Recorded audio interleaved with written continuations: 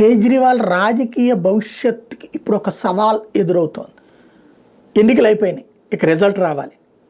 సరే 36 దాకా బీజేపీకి వస్తాయి, 38 ఆమ్ ఆద్మీ పార్టీకి వస్తాయి అన్నటువంటి తాజా సర్వేలు. అట్లయితే ఆటోమేటిక్గా ఆమ్ ఆద్మీ పార్టీ ప్రభుత్వం అధికారంలోకి వచ్చేది. అటుదిటు అయితే తేడా వస్తుంది. ఇక్కడ సమస్యల్లా ఏంటయ్యా అంటే ఓవరాల్గా ఏమవుతుంది కేజ్రీవాల్ భవితవ్యం? గెలిస్తే తిరుగులేదు.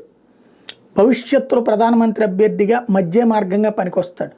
రాహుల్ గాంధీని అడ్డుకోవడానికి మమతా బెనర్జీ అండ్ టీం అఖిలేష్ వీళ్ళందరూ ప్రయత్నించి వీళ్ళని అడ్డుకోవడానికి రాహుల్ గాంధీ ప్రయత్నించేటప్పుడు మధ్య మార్గంగా కేజ్రీవాల్ని ముందు పెట్టడానికి సిద్ధంగా ఉన్నారు. ప్రధానమంత్రి అభ్యర్థిగా భవిష్యత్తులో ఉంటాడు. కూటమి కనుక అయ్యేటట్టయితే కనుక.